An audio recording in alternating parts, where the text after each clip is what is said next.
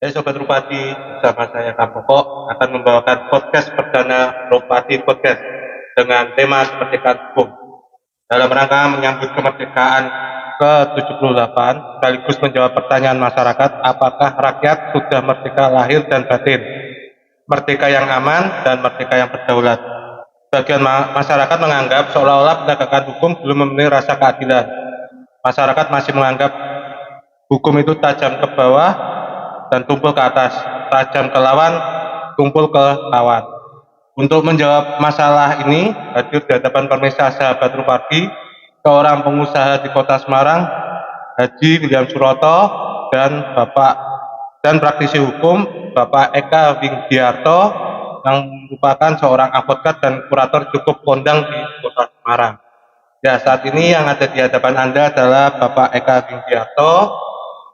Halo Pak. Ya, selamat malam. Ya, Koko. Pak, mungkin Pak bisa ceritakan sedikit Pak, apa sih Pak makna hukum, arti hukum itu merdeka, itu apa sih Pak? Mungkin bisa Sebelum menjawab, saya pertama kali mengucapkan selamat dan sukses atas broadcast pertama Rupati podcast saya atas undangan Pak Ong Budiono dan Pak Sumanto sebagai direktur dari LBH Rupati. Terima kasih atas undangannya. Semoga Rupati semakin sukses, semakin maju dengan ada kegiatan-kegiatan semacam ini akan memberikan pemahaman pada masyarakat. Sebelum saya menjawab inti pertanyaan. Terus kemudian kita bicara keadilan. Ada rasa keadilan. Rasa keadilan itu bagaimana? Rasa keadilan itu harus ibarat begini. Anda harus tahu indikatornya. Kalau mobil ada indikatornya macam-macam. Ada indikator kecepatan, bensin, bahan bakarnya, indikator aki dan sebagainya. Tapi di dalam hukum itu mereka punya instrumen yang tersendiri. Artinya harus ada suatu pemahaman agar masyarakat itu paham dulu yang benar yang salah itu seperti apa. Kalau mereka tidak paham, nah itu nanti mereka bisa salah pengertian. Misalkan kami pernah melihat di dalam satu tayangan di apa di di televisi ada sidang ditunda. Ini hakim tidak adil, kenapa sidangnya ditunda? Ini perlunya pemahaman pada masyarakat. Nah, para praktisi hukum itu harusnya ada semacam forum tertentu yang memberikan pemahaman. Kan di Indonesia ini organisasi advokat itu berkembang dengan pesat. Nah, harapannya mereka harus memberikan pemahaman. Ini kan kita bicara landasan idealnya, mereka memberikan suatu pemahaman bahwa hukum acara itu seperti apa. Karena ada hukum acara bertata, hukum acara pidana, ada pengadilan tata usaha negara, ada peradilan niaga, ada pengadilan tidak pidana korupsi. Itu yang harus kita pahamkan dulu. Nah, Pak, mungkin kan banyak masyarakat itu menganggap bahwasanya hukum itu tumpul ke bawah dan tajam ke atas. Ya tajam ke bawah dan tumpul ke atas, dan tajam ke lawan, tumpul ke kawan. Itu gimana Pak kalau menurut pandangan Bapak seorang praktisi hukum, yang seorang advokat maupun kurator, itu bagaimana Pak? Nah, Pandangan Bapak? Kalau kita bicara keadilan, seorang kuasa hukum itu harus sejak dia menandatangani suatu dokumen kontrak, surat kuasa. Surat kuasa itu adalah apa? Sebuah perjanjian antara pemberi kuasa dan penerima kuasa. Yang artinya seorang penerima kuasa itu dalam hal ini kan seorang advokat. Dia harus membela kliennya. Justru kalau dia tidak membela secara maksimal, dia salah. Nah, kemudian dalam pembelaan itu, misalkan dia sebagai seorang terdakwa.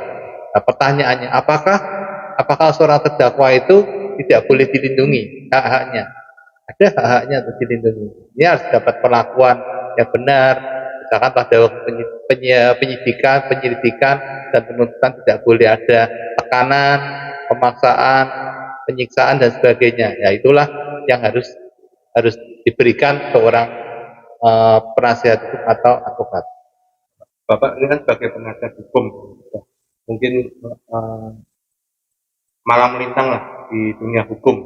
Mungkin Pak, kalau kita melihat Pak, apakah pernah Pak klien dengan itu, dengan Bapak itu mungkin rasa tertekan, dan mungkin bagaimana sih Pak memberikan pelayanan terhadap klien Bapak ini Pak, biar agar dia itu tidak tertekan dalam menghadapi hukum ini. Ya, pertama kita harus berikan pemahaman. Misalkan dalam proses pidana, kalau memang ada bukti permulaan dua alat bukti, orang polisi kan boleh melakukan penahanan. Tetapi di dalam pasal 21 KUHP itu kan dijelaskan ada alasan-alasan untuk dapat ditangguhkannya suatu penahanan. Nah, itu kita upayakan supaya ditangguh adanya upaya penangguhan. Tetapi kalau tidak pidana dalam arti memenuhi unsur-unsur tertentu, misalnya tidak pidana kejahatan yang membahayakannya, biasanya kan tidak mungkin ada sebuah penangguhan penahanan. Tapi kalau perkaranya masih condong antara perdata dan pidana, misalkan ada tuduhan mengenai suatu dugaan tidak melakukan suatu tindak pidana penipuan, itu masih dimungkinkan untuk adanya penangguhan penahanan. Pak, gini Pak, mungkin saya kan juga orang jurnalis Pak. Mungkin pernah melihat atau menghadapi orang-orang yang mungkin dia menganggap itu kriminalisasi. Kalau Bapak itu pandangan Bapak sebagai advokat atau praktisi hukum itu seperti apa Pak? Mungkin Pak, klien yang merasa dikriminalisasi. Jadi pandang mengenai kriminalisasi itu kan harus dipahamkan dulu. Mereka harus punya satu pemahaman dulu mengenai suatu kebenaran hukumnya. Artinya hukum acaranya apakah itu dilanggar. Kalau sepanjang hukum acaranya terpenuhi, berarti tidak ada pelanggaran. Artinya penyidikan dalam perkara pidana itu kan ada namanya polisi, jaksa, dan hakim. Mereka adalah penegak hukum. Mereka itu menjalankan profesi, kan mereka ada kode etik dan aturan-aturan yang harus dipenuhi. Ya Pak, mungkin kembali lagi Pak, mungkin untuk meyakinkan Pak, mungkin kan orang itu, aku merasa dikriminalisasi, aku merasa itu untuk meyakinkan klien itu gimana Pak, biar dia nyaman. Kan seorang pengacara tidak boleh menjanjikan sesuatu ya Pak, untuk bebas atau apa. Mungkin meyakinkan klien itu Pak, biar dia kita ikuti hukum itu yang berjalan itu berjalan. Oke, benar. Berarti memang seorang advokat tidak boleh menjanjikan bahwa Anda akan bebas. Tapi kita kan punya sebuah analisis. Nah, dilandasi dengan fakta-fakta hukum yang ada. Nah, misalkan kalau memang klien ini memang misalkan mereka sudah ada unsur merugikan, artinya dia misalkan dalam perkara pidana penipuan, misalkan dia sudah menggunakan, ya, sudah tahu ada menurut pandangan kita dia memenuhi unsur, ya kita pembelaannya beda dengan kalau memang kita pandang tidak ada kesalahan, ya, unsurnya misalnya unsurnya perdata, kita harus memberikan pembelaan yang lebih soft, artinya menyadari, mohon maaf, kita harus mengondisikan, mengarahkan klien itu supaya dia di depan publik, di depan hakim itu memang tampilannya dia meminta maaf kepada korban, kemudian dalam pembelaan juga menyampaikan mohon hukum yang seringan-ringannya kepada majelis hakim, kira-kira seperti itu. Jadi tidak justru kita melawan. Oh, klien kami benar, itu pembelaan-pembelaan seperti yang itu justru merugikan klien kita. Ibarat tidak klien itu harus tidak mengakui ya Pak apa yang berbuat atau bukan. Ya, lebih baik mengakui kalau memang sudah fakta-fakta, saksi-saksi mendukung adanya terpenuhinya unsur pidana, lebih baik yang mengakui supaya mendapatkan hukumannya tuntutan yang lebih ringan, putusan yang lebih ringan lah gitu. Pak, sama jadi nasihat hukum. Pernah nggak Pak ada putusan itu yang mungkin dirasa tidak adil gitu Pak, atau bagaimana Pak? Ada juga sih, memang.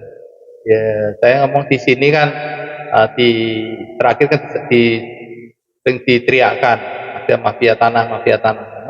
memang dalam perkara seperti mengenai tanah itu memang sensitif. Artinya kadang-kadang memang dengan bukti-bukti yang lemah mereka bisa mendapatkan suatu hak yang seolah-olah adalah benar seperti itu. Ya terkait putusannya itu sendiri Pak, dirasa memenuhi rasa keadilan nggak Pak? Memang ada memang dari beberapa satu dua case itu memang sepertinya klien kami ini salah, tapi mereka sebenarnya kan ada bukti hukum yang misalkan di kasus terhadap eksekusi di Kampung Pelampitan itu memang ada beberapa pemilik yang punya sertifikat, tapi mereka dieksekusi secara bersama-sama. Itu kan memang rasa keadilan yang menurut pandangan kami itu kurang. Mungkin upayanya apa? Tidak ada rasa keadilan, rakyat ini bisa memenuhi, bisa terpenuhi lah rasa keadilan, bisa merdeka. Ya itu memang harus diperjuangkan lebih lah. Misalkan nanti ke depan harus ada aturan khusus dari Kementerian Pertanahan. Jadi Badan Pertanahan Nasional itu harus membuat aturan khusus supaya perlindungan kepada pemilik tanah itu lebih jelas. Karena di Indonesia ini kita harus mengubah satu sistem. Sistem hukum yang berlaku di Indonesia ini kan asasnya asas positif yang mengandung unsur negatif. Artinya sepanjang bisa dibuktikan sebaliknya, maka tanah itu bisa bukti kepemilikannya bisa dibatalkan. Kita harus mengacu pada negara-negara yang lebih maju, misalkan di Australia itu kan mengandung unsur positif. Unsurnya hanya positif, artinya sertifikat itu adalah bukti yang mutlak. Unsurnya tidak ada mengandung unsur negatif. Itu ya harus di depan. Saya menyarankan untuk Badan Pertanahan Nasional untuk mengubah sistemnya. Mungkin sekarang ini sudah mulai dilakukan pemetaan tanah yang mungkin konsep ke depan lebih kecil. Itu kan mungkin tanah ya Pak, ya untuk kasus lainnya tanah. Lain terkait dengan mungkin di sana apa rasa keadilan. Rasa keadilan. Kalau kita bicara rasa keadilan, kembali lagi yang seperti saya bisa sampaikan di awal, kita harus memberikan pemahaman lebih dulu. Kalau rasa itu kan perasaan seseorang. Orang lain merasa puas, merasa tidak puas terhadap satu putusan. Itu biasa, selalu mereka akan melakukan. Jadi saya dari hasil analisa saya selama saya lebih dari 25 tahun jadi seorang advokat, rata-rata kalau klien itu kalah itu mereka merasa bahwa dia rugi. Padahal keadilan itu bukan masalah menang atau kalah, tapi rasa keadilan itu sesuai dengan aturan hukum yang berlaku. Itu yang lebih penting sebenarnya. Itu bukan masalah menang dan kalah. Jadi ke depan harapan saya ini di Indonesia tidak ada istilah putusannya menang atau kalah. Itu harus dihapuskan. Karena putusan menang dan kalah itu konotasinya kalau kalah itu ya rugi. Kalau menang itu ya dia di posisi yang lebih menguntungkan. Itu yang harus kita perbaiki. Stigma itu harus kita perbaiki, kita ubah supaya tidak ada putusan menang dan kalah. Karena rata-rata orang itu berpendapat kalau dia divonis itu berarti dia kalah. Ya, makanya di dalam putusan pengadilan itu kan ada irah-irahnya demi keadilan berdasarkan ketuhanan yang Maha Esa. Itu kan sudah baku seperti itu. Artinya putusan itu adalah mencerminkan sebuah keadilan.